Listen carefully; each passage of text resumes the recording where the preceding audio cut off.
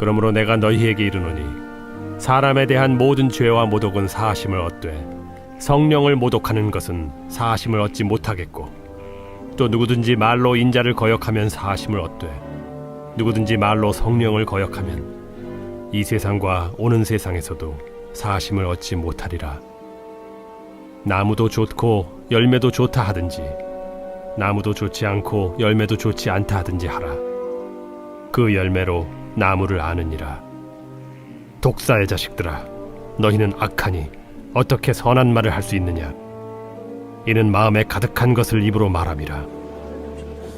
선한 사람은 그 쌓은 선에서 선한 것을 내고 악한 사람은 그 쌓은 악에서 악한 것을 내느니라. 내가 너희에게 이르노니 사람이 무슨 무익한 말을 하든지 심판날에 이에 대하여 신문을 받으리니 내 말로 의롭다함을 받고 내 말로 정죄함을 받으리라. 오늘 이 본문 말씀 시작하는 이 첫 부분에 우리가 이제 흔히 이제 이야기를 들어왔던 이 성령 회방죄, 우리가 이제 신앙생활을 하면서 절대 용서받지 못하는 죄로 예수님이 말씀하신 성령 회방죄에 대한 언급이 나옵니다. 그래서 성령 회방죄가 뭐냐? 이단들은 이단을 방해하면 성령 회방죄다. 이단을 비방하면 성령 회방죄다. 그러면서 너 그렇게 비방 활동을 하고 대적 활동을 하면 절대 용서함을 못 받는다. 이런 식으로 이제 이야기를 하죠. 그리고 어떤 분들은 이 성령 회방죄 얘기를 듣고 두려워서 내가 이제 이 죄를 용서받지 못하면 이제 구원을 받지 못할 텐데 이게 어떻게 하느냐, 두려움에 쌓여 있는 분들도 있습니다. 그래서 우리가 이제 성령 회방죄에 대한 이해를 좀 잘 할 필요가 있습니다. 자, 오늘 말씀 31절에 이렇게 얘기를 합니다.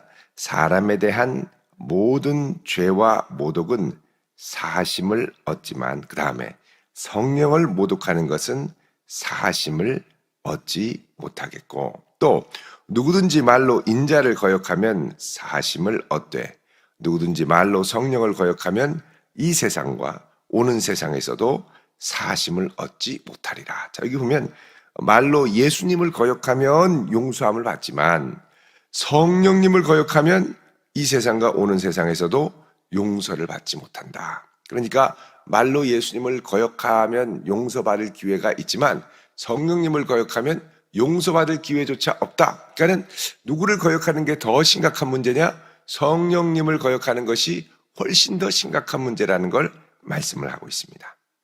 여러분, 그래서 성경을 보면 예수님을 말로 거역했던 이들은 용서함을 받습니다. 예를 들면 베드로, 나는 예수님 모른다. 예수님 절대 모른다. 나중에는 욕하고 저주하죠. 근데 어떻게 해요?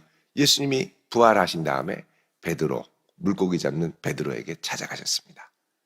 그 베드로가 막 얼쩔 줄 몰라서 쩔쩔매고 있을 때 예수님이 물어보시죠. 요한의 아들 시몬아, 내가 이 모든 사람들보다 나를 사랑하느냐? 그러죠. 또 이제 예수님을 모독한 것은 아니라고 하더라도 이제 비아냥됐던, 의심했던 도마가 있었죠. 예수님 부활하셨을 리가 없다.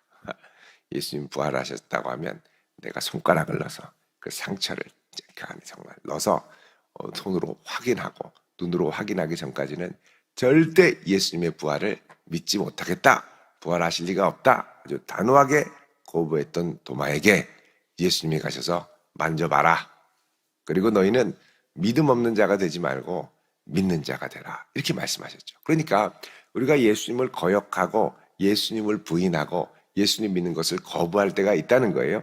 그러나 그 부분은 예수님께서 나중에 다시 회복시키시고 그 불신앙을 다시 회복시키는 경우가 있습니다.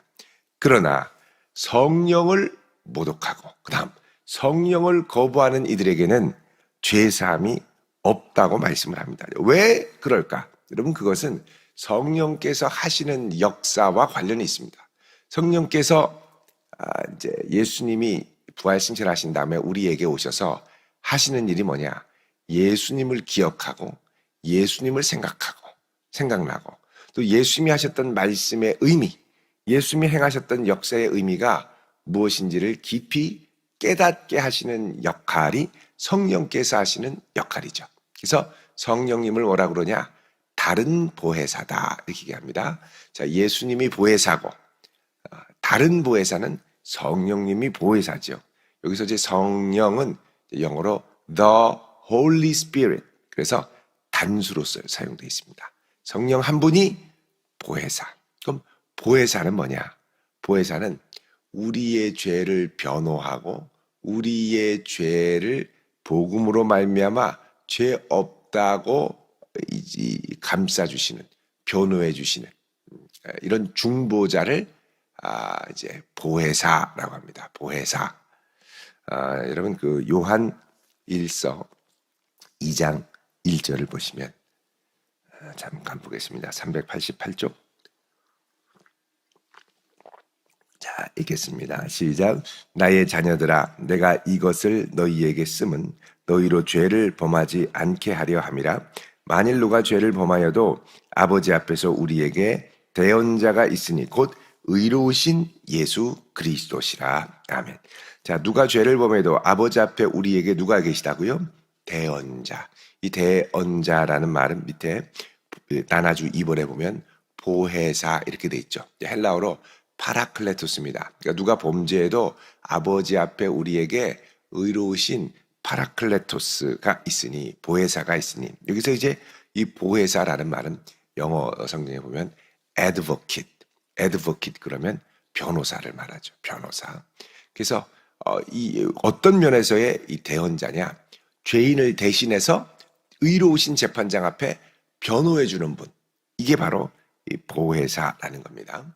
그래서 이 보혜사라는 말은 원래 그 헬라어로 파라클레토스라고 하는데, 이 파라클레토스라고 하는 이 헬라어가 중국에서 이제 그 번역을 해가지고 우리나라로 올 때 이 말을 한글 성경으로 번역을 할 때 음차를 했습니다. 음차.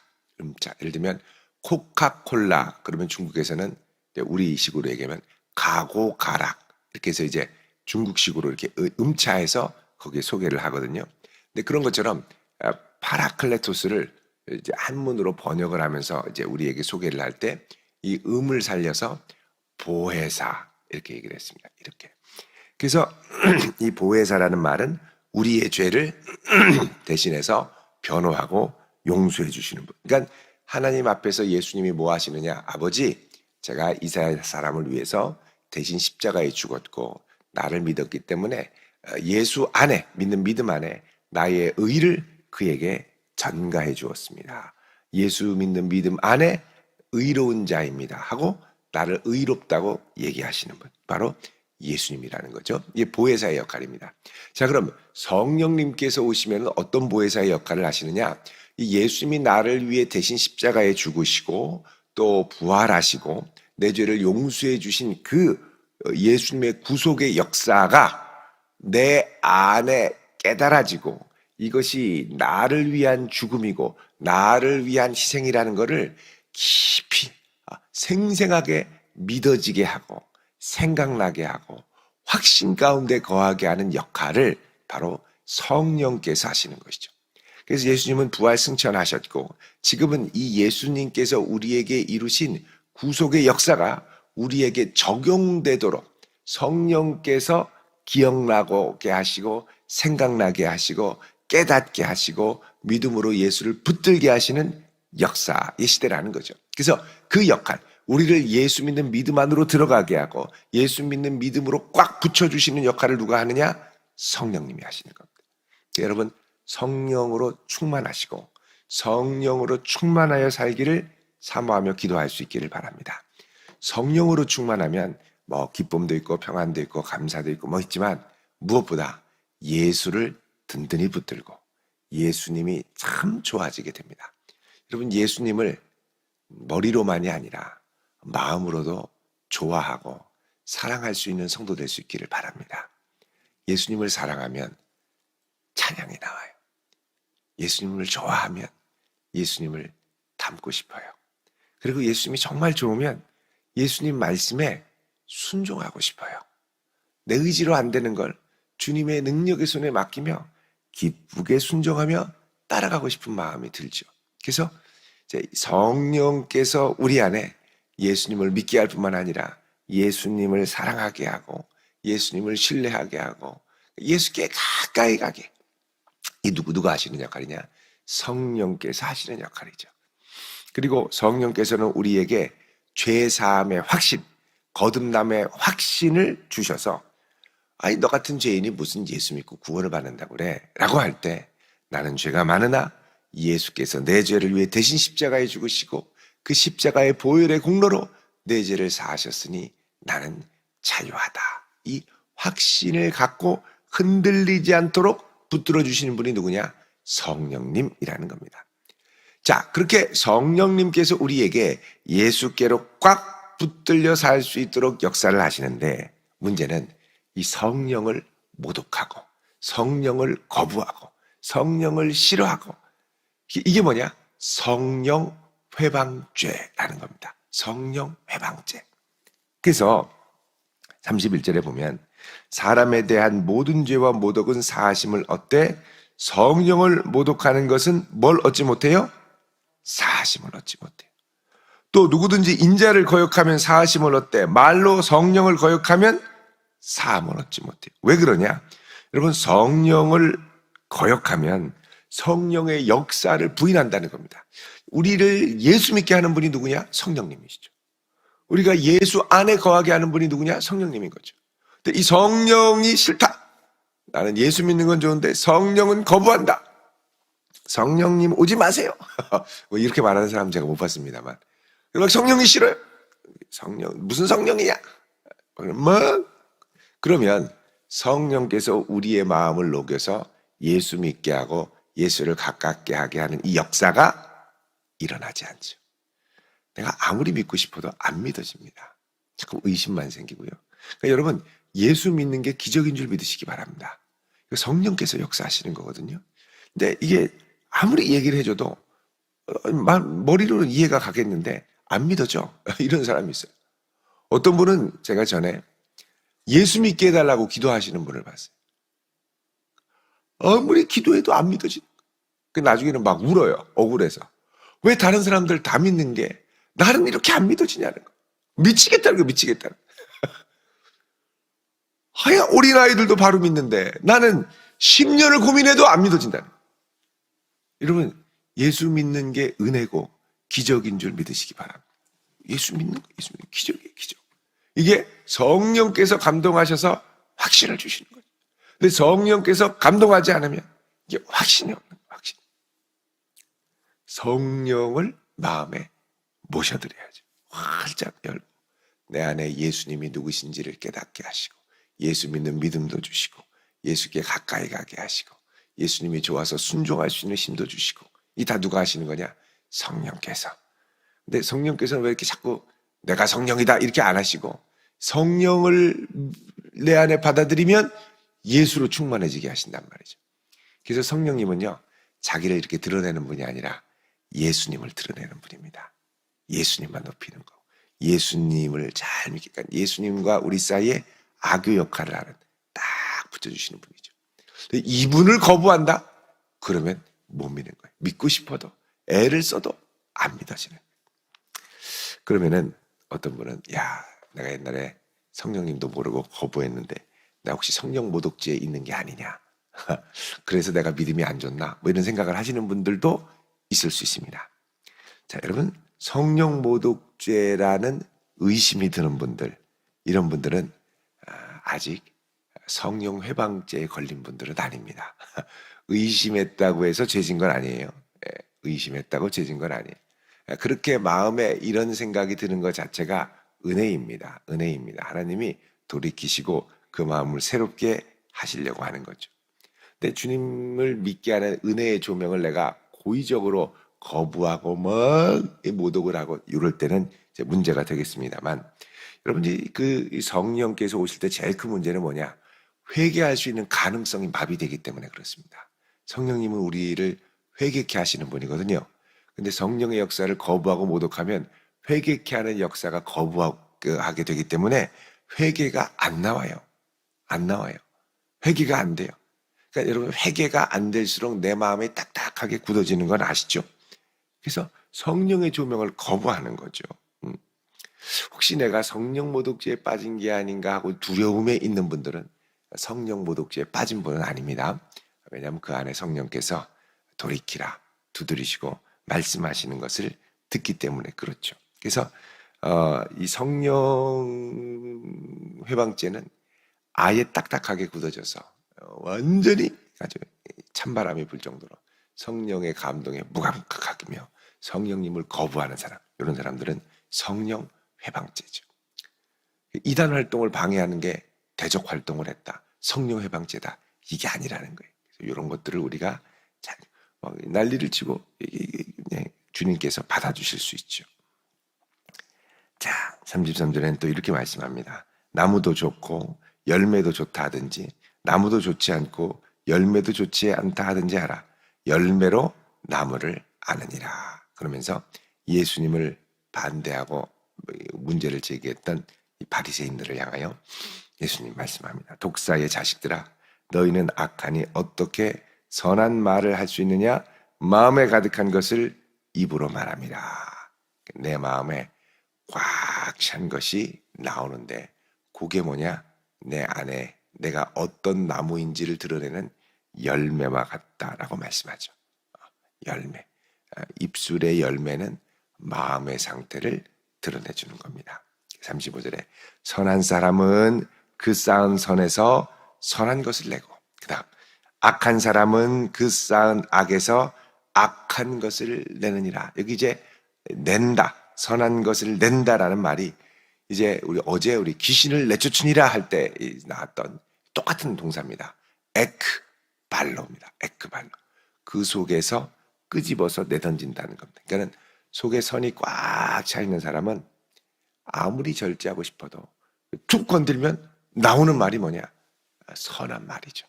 예수님 자랑, 예수님 사랑, 교회 사랑, 교회 자랑. 근데 어떤 사람은 툭 건들면 속에 있는 악한 것들이 툭툭툭 나와요.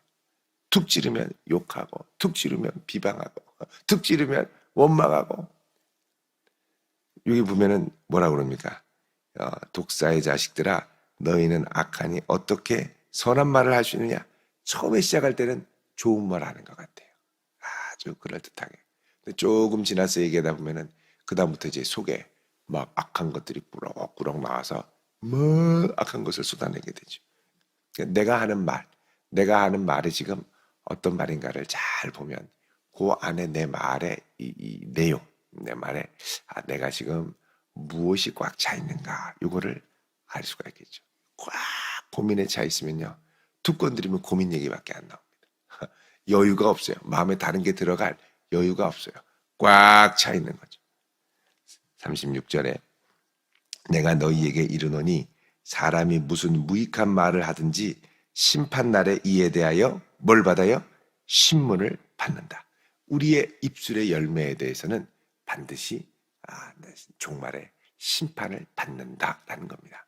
그래서 우리가 좋은 말을 하기 위해 노력도 해야 되지만 더 중요한 건 뭐냐? 내 안에 선한 것을 꽉, 여러분들 은혜로 충만할 수 있길 바랍니다. 은혜로 충만해야 충만한 은혜로 은혜 말을 하죠. 은혜가 메말라 있으면 아무리 겉으로는 그렇다게 얘기하는 것 같지만 얘기하는 걸 들어보다 보면 그 다음에 막 이 구정물이 계속 속에서 나오게 되죠. 37절에 내 말로 의롭다함을 받고 내 말로 정죄함을 받으리라. 그래서 결국 너의 입술의 말이 너의 속을 드러내고, 그렇기 때문에 내 입술의 말로 나중에 하나님 앞에 정죄함을 받기도 하고 의롭다함을 받기도 할 것이다.